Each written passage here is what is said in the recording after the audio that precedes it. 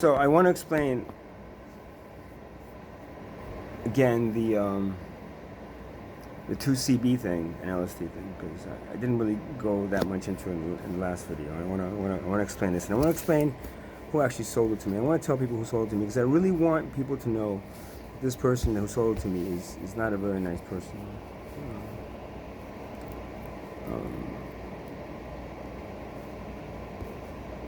I started it about 7-8 months ago. And actually, no. Wow, it's a lot longer. Time has flown. I started it a year, it's been almost a year and a half now. And the night that I was, the day that I was, my ex-girlfriend called the crisis squad on me. I was in the backyard. I'd been up for a day, 2 days, in the backyard, communicating with God. I felt really good, actually.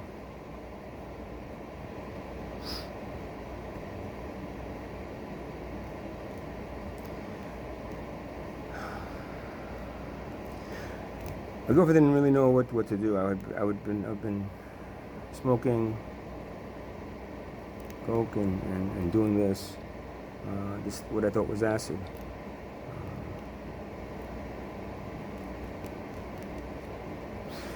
And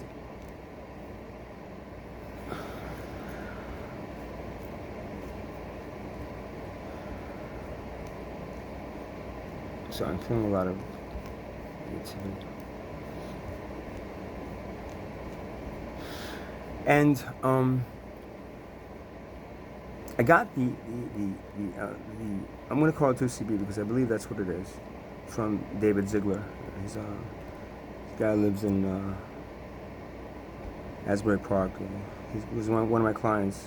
He used to come in for sound healing work, and he had a lot of problems fibromyalgia and all this other stuff. And he used a lot of different stuff, different plant medicines he called them, but also different things. He was injecting ketamine. He was taking GHB for a while, addicted to both of them for a while, to the point where he had to give me 2 vials of the ketamine to hold for him, and just and then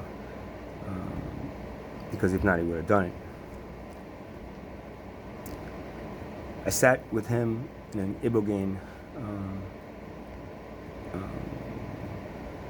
I guess, ceremony that he did, or he was taking ibogaine is a bark, I think it's a tree or a bark from of a shrub from Africa, and it produces a very strong psychedelic effect. Well, that very strong psychedelic effect made him act very manic and very crazy for 7 days, and I was there with him and some other people, kind of trying to bring him down. And I could have called the police at any time, or the rights, and try to get him into a psych ward too, and I didn't. And it's weird. He used to come into my sound healing, doing plant medicine. But at one point he came in and just started talking and talking and talking. And he didn't let me do the sound work. And I said, if you're here to do the sound work, that's fine. If you want to talk, that's fine too. But I got 2 hours here, and it's we're gonna go 4 hours if you keep on talking to us. Back and forth a little bit, and he got upset and just got up and left. And, very crazy. After that, we really wouldn't stay friends. But he had LSD at that point. Now I don't know if the first time I did it really was LSD, and this time and because what ended up happening afterwards, he gave me some stuff, and that's the stuff that produced that manic effect with me. Every time that the riot squad was called, not the riot squad, the cops came and they sent me to Monmouth, it was because of that. It was up for, but it was really because of that.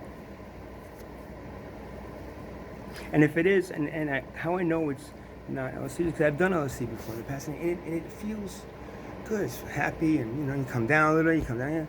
But now that 2CB is very similar to MDMA, and it produces the same kind of effects if you microdose it and do it in long term.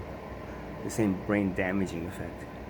Saying, and I'm assuming these voices and everything that I'm hearing are a product of that. I'm hearing the voices now, but they're not telling me to do all this manic stuff.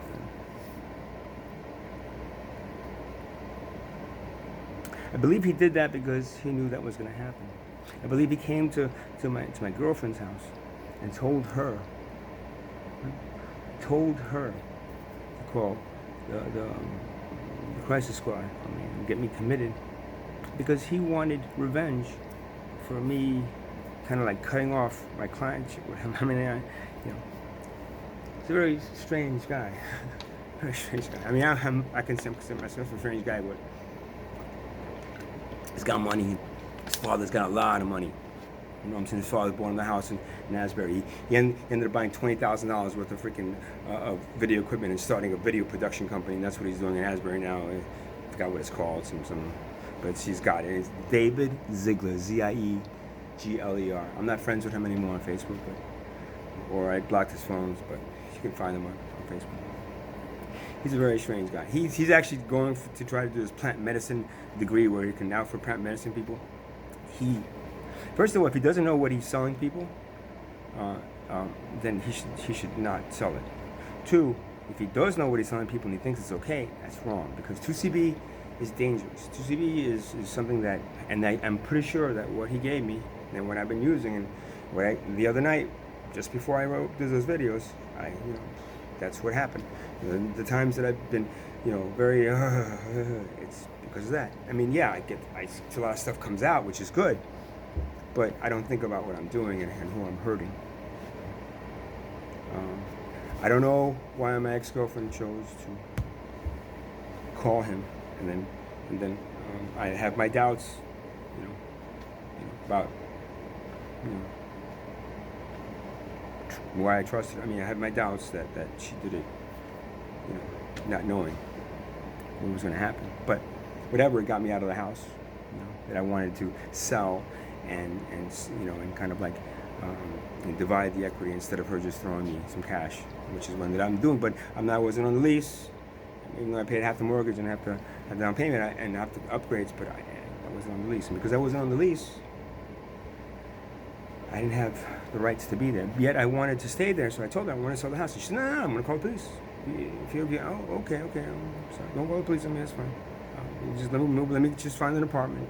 And that's the period that I was looking for an apartment. I couldn't find one in Belmont. They were freaking like, $5,000 a week, and this area, Bradley, any of this area.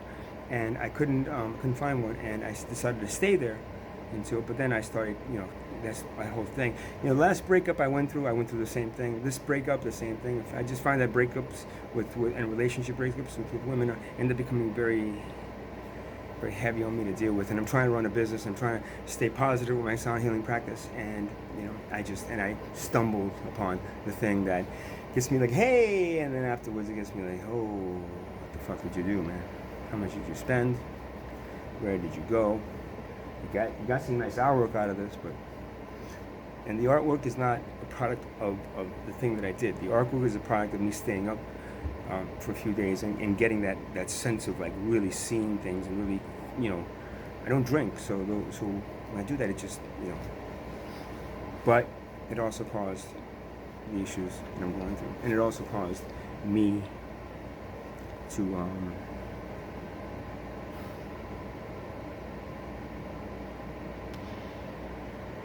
go into my downward spiral into hell, which is what this seems like, because every day seems like the same day to me. I go back and forth in a hotel in this place, and so this is I either stay here until I die, which I'm not really sure why I'm not yet, or I go into rehab and try to deal with it and try to focus on the things. The problem is that, the society is really like, I get to this point and you can't trust the people giving you things, and you can't trust the people that are, that are profiting off this stuff, and the people that you've alienated and pissed off, you can't trust them in a sense where they're not gonna like attack you, and if they're not actually attacking me, my head is like, it's absorbing all the negative energy that I'm feeling, and then it's like I'm hearing like being attacked. It's not easy. I don't suggest doing this. Right? Don't even try. I'm not going to even suggest. I'm whatever you need, whatever you want to do. I'm not going to judge you. What I've been through right now is if I can make it out of it, then I'll learn from it. If I don't make it out of it, well, I guess I'm going to have to deal with it next lifetime. Right? But that's the reality of what I'm facing right now.